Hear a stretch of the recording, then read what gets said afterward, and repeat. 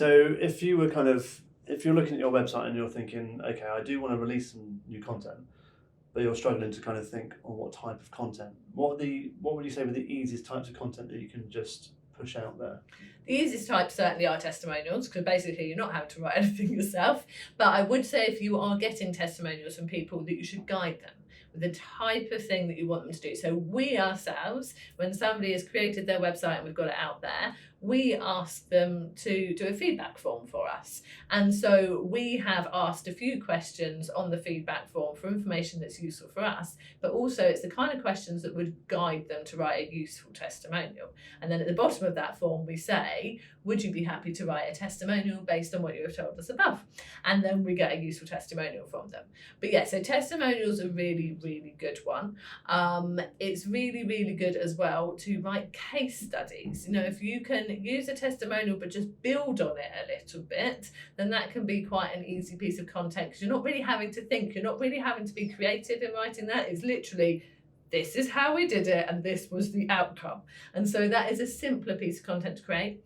And I would just say go with your strengths as well. Because if you love writing, write blog posts. You know, I write a blog post every week. I really enjoy writing, and so that's great for me.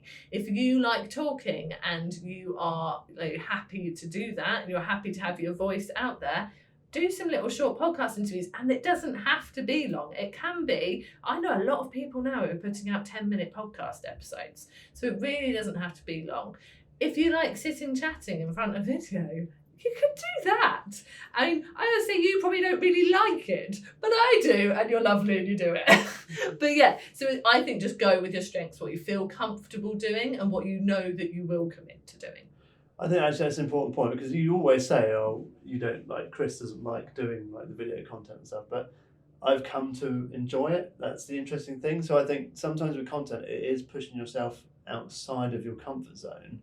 Because actually sometimes that's when you do your best work and you feel like you're challenged and it keeps you on your feet. And also it makes your job more exciting because you are pushing yourself a little bit. So actually over time, yeah, you might be a bit wooden at the beginning. You might be like a deer in the headlights at the beginning looking at the screen. I don't know what to say. But actually over time, you almost forget about, like with video content, you almost forget about the camera, even if you're looking directly in it, which I know we're not today. But you forget about it. You kind of, it just isn't there anymore, and you're just having a conversation with someone. That's why with content it's always useful to go back to your ideal client, because if you're doing a Facebook Live, talk to that one individual person that you know is your ideal client.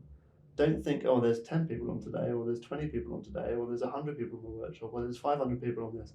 Don't think about that. Just think about the one individual person that you're talking to, and you can't go wrong really. And a workshop is quite a good one. If you're doing a Zoom workshop, you tell everyone to turn their cameras off and put themselves on mute, then you're literally just talking to your computer, but you are getting some great content there and you're putting some really valuable stuff out to those people, and it doesn't feel as scary because you can just ignore how many people are on and just go on and do it. Yeah, it's way less scary doing a Zoom call than it is standing, like, because we've both done stuff on stage talking to hundreds of people.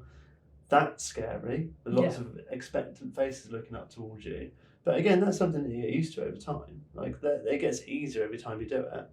But with Zoom and workshops and those kind of things, you can just ignore how many little tiles there are. Just sitting in your office, carry on talking about websites. Yeah.